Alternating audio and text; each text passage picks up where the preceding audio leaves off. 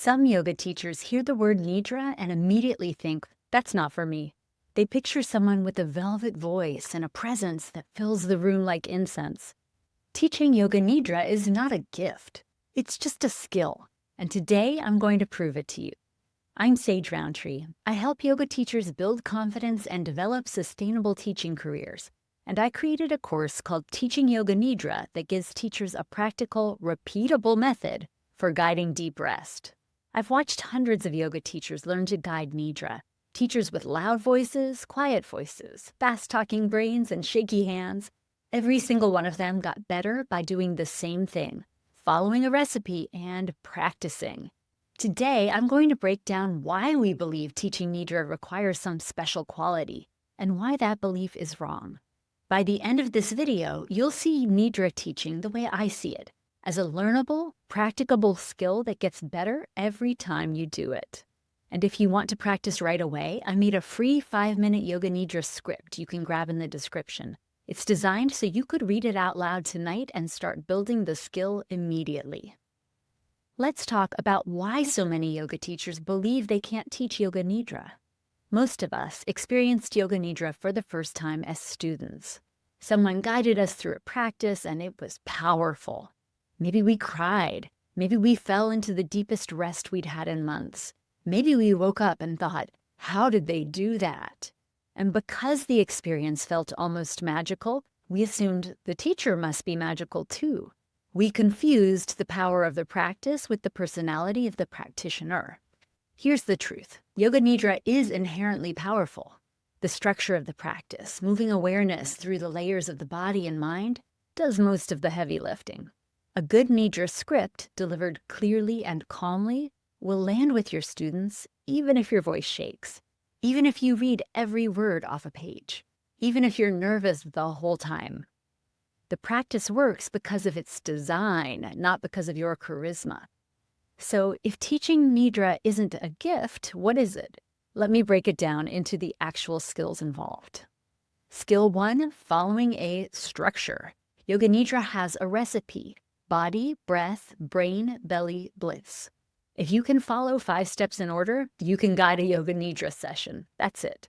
You're not improvising a jazz solo, you're cooking from a recipe. Skill number 2, pacing. This is the one that can feel hardest at first. Nidra asks you to slow down, to leave space between your words, to let silence do some of the work. Most new Nidra teachers talk too fast and fill every gap. The fix? Practice. Record yourself, listen back. You'll naturally slow down as you get comfortable with the quiet. Skill number 3, reading a room or a Zoom. Over time, you'll start to sense when your students are settling in and when they're restless. You'll learn when to linger on a body scan and when to move on. But this is advanced. You don't need it to start. Skill number 4, trusting the process. This is the mindset skill. You have to trust that the practice works. Even when you can't see it working, your students' eyes are closed. They're not nodding along or giving you feedback in real time. You guide them, you hold the space, and you trust the recipe. 4 skills, all learnable. None of them require a special voice, a specific personality, or years of silent meditation retreats. I use this metaphor a lot because it works and because I love a cooking analogy. Teaching Yoga Nidra is like cooking. The first time you cook a new dish, you follow the recipe exactly. You measure everything, you check the instructions 3 times. It's not elegant, but the food is good because the recipe is good. The 10th time you make it, you're faster. You know which step takes the longest. You start adjusting the seasoning by taste. The 50th time, you don't even look at the recipe. You have made it yours. You add your own touches. You can do it while having a conversation. Teaching Nidra works the same way. The first few times you will read from a script, and that's not cheating, that's smart. The recipe carries you.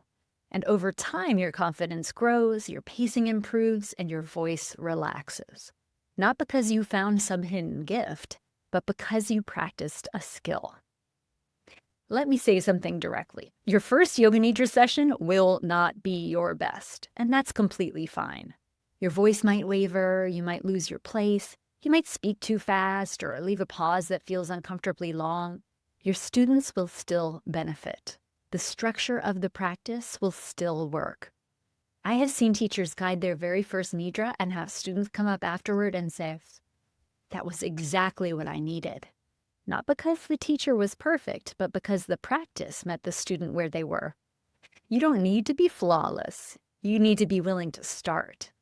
What's the thing that's held you back from teaching Yoga Nidra? Is it your voice, your confidence, the fear of silence? Tell me in the comments. I want to hear what's stopping you. If you're ready to stop waiting for the right moment and start building the skill, grab that free 5-minute Yoga Nidra script in the description. Read it to a friend. Read it to your cat. Read it to yourself. The point is to start. And if you want the complete system with a full recipe, annotated scripts, video lectures, and a custom GPT for building your own sessions, check out my course, Teaching Yoga Nidra.